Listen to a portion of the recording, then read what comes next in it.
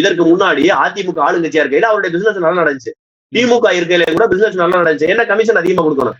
இப்ப இங்க பாருங்களேன், நான் அவர் அதிமுகவுல ஒரு எம்எல்ஏவா இருக்கும்போது அதிமுக ஆளுங்கட்சியா இருந்துச்சுன்னா கமிஷன் குறைவா கொடுத்துட்டு பெரிய பிசினஸ் எடுக்கலாம், நிறைய டெண்டர் எடுக்கலாம், நிறைய ஒப்பந்தங்கள் எடுக்கலாம். அதுல தன்னுடைய கட்சிக்காரங்களுக்கு மொத்த ஒப்பந்ததாரர் வெளியில இருந்து ஒரு ஒப்பந்ததாரர் கொடுக்குற கமிஷனுக்கு பதிலாக அந்த கட்சிக்குள்ளே இருந்துகிட்டு ஒரு எம்எல்ஏவோ அமைச்சராவோ இருந்து கமிஷன் கொடுத்தா குறைவா கொடுக்கணும். இதுதான் இங்க சூழ்ச்சி, வேற ஒண்ணும் கிடையாது. அதனால அவர் முழுக்க ஒரு தொழிலுக்காக மாறி இருக்காரே தவிர அவர் வாங்கக்கூடிய ஒப்பந்தங்களுக்காக மாறி இருக்காரு தவிர அவர் கண்டிப்பாக அந்த மக்களுக்கு நல்லது செய்வதற்காக கிடையாது. அவர் ஒருவேளை நல்லது செய்யறவா இருந்தா இதே கட்சியில இங்க பாருங்க, நான் என்ன சொல்றேன், தனக்கு போட்டியிட வாய்ப்பு கொடுத்த அதிமுகவுக்கும் துரோகம் பண்ணியிருக்காரு, ஓட்டு போட்ட மக்களுக்கும் துரோகம் பண்ணியிருக்காரு. அங்க ஓட்டு போட்டாங்க ஐயா இசைக்கு ஓட்டு போட்டாங்களா? ரெண்டே விஷயம் தான். ஒண்ணு, அதற்கு முன்னாடி இந்த கட்சியை தோற்றுவித்த ஐயா எம்ஜிஆர், அம்மையார் ஜெயலலிதா, அண்ணன் ஐயா எடப்பாடி பழனிசாமி, இந்த 3 நபர்களுக்கு யாருக்காவது ஒருத்தருக்காக ஓட்டு போட்டிருப்பாங்க. ஒண்ணு.